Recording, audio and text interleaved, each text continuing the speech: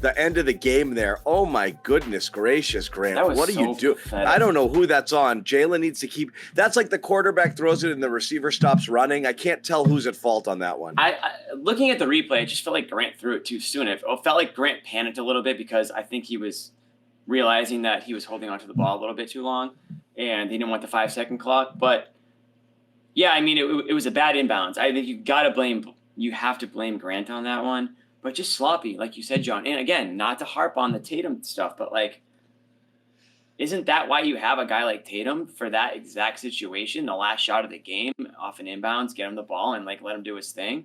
It's the same reason why you want to give Luka the ball, or why you want to give, Giannis the ball, or whoever. Like these are what these moments are for. So it's unfortunate that it came down to that last possession, but they got a great, defensive play on the other end prior to that. With Marcus diving for the ball and grabbing that inbounds play. And then they just give it right back. Like, it's just sloppy. I don't know. I mean, you want to give Missoula a little bit of blame. You can do that as well. A lot of it. Here's another one. Jaylen Brown. Mr. I get to – they didn't get into the Mr. Number One. Mr. Number One.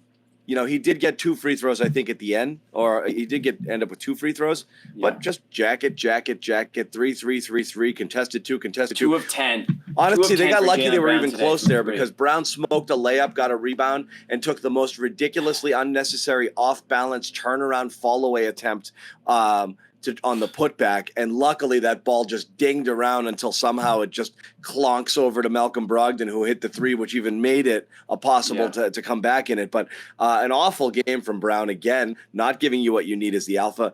If for anyone out there wondering what it looks like on Jaylen Brown, if Jaylen Brown takes the money and goes somewhere else, or when Grant Williams gets paid $20 million to start somewhere, I was thinking the same thing. I was just looking at the box score. I was like, this is like a Jaylen Brown led team. This is what you're gonna get. Like, this is tough. 92 points. Well, it's a problem. It's again, why is Brown a great 1A to take? What has Tatum done this year?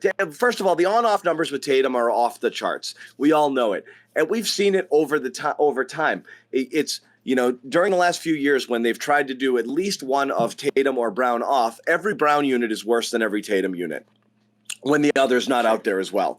The Tatum and the subs, or Tatum with some rotation of guys and Brown with some rotation of guys, there's a massive disparity in the numbers. And that's because Tatum is overall better at including teammates, playing team-style ball, not just being a tunnel vision me guy, where Jaylen is just an assassin of a scorer. And when Jaylen's hot, he can carry a team for a game, multiple games, entire quarters, entire stretches. We've seen it happen, but that's what he does. But then you get caught with everybody else kind of standing around a little bit when Jaylen has just kind of watched the Jaylen show, because it's just not what he does. And that makes it tougher. And so if he's going to dominate the ball and have it in his hands for a lot, that's going to stagnate the offense. Yeah, I mean, I agree completely. I mean, I think we've both talked about it. Like, I think we all acknowledge that Jaylen Brown is a scorer. And that's like what he does, and that's the most important thing. Pretty damn good at it. Yep. Yeah, that's the most important thing about being a basketball player, is scoring.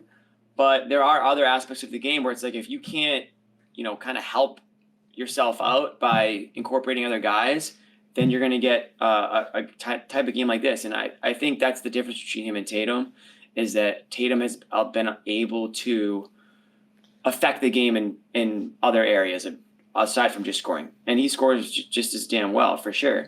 But Jaylen Brown is a certified scorer, and that's why he's in the conversation for, third team All-NBA. And I know, John, we were texting about it earlier today, and the NBA is just stacked with talent. It's very difficult to crack that top 15. And Jaylen Brown, to his credit, is in that argument. But I think if he was able to do a little bit more, aside from just score, it would be a lot easier to make that case for him to be in that third team, or, if you want to argue that he can go further than that third team. But right now, when he's asked to be the alpha like he was tonight, and, again, 2 from 10 from 3 is going to hurt you. 10 from 25 isn't horrible, but it's certainly not efficient.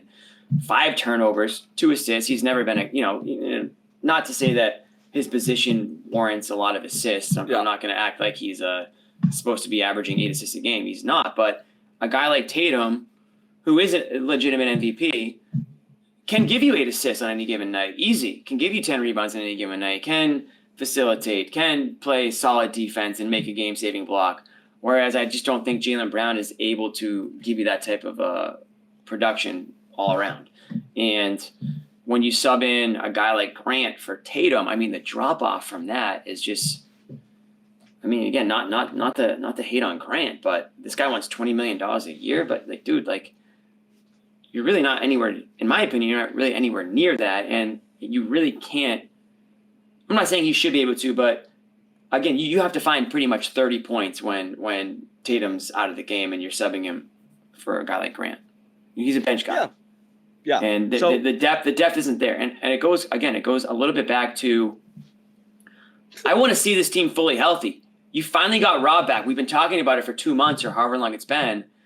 Can we get a few games? Like, can we get the boys going a little bit here and try to build something? I just don't think it was the right time to take the day off.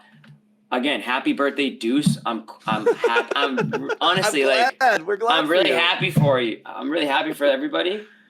I just like, I mean, Deuce loves going to the games. Like, Deuce would have been fine going to the game today for his birthday. You know, like, you could have played. Again, probably. I still don't know what and why. So all I know is it didn't appear to be an emergency. I have no idea what the story is. I believe, like I said, what the commenter said, it was a very inelegant way. Yeah. An inelegant way to give him a built-in rest day that happened to be, why don't you just not come at all? Honestly, we're fine. Sure. Take a mental health day, you know?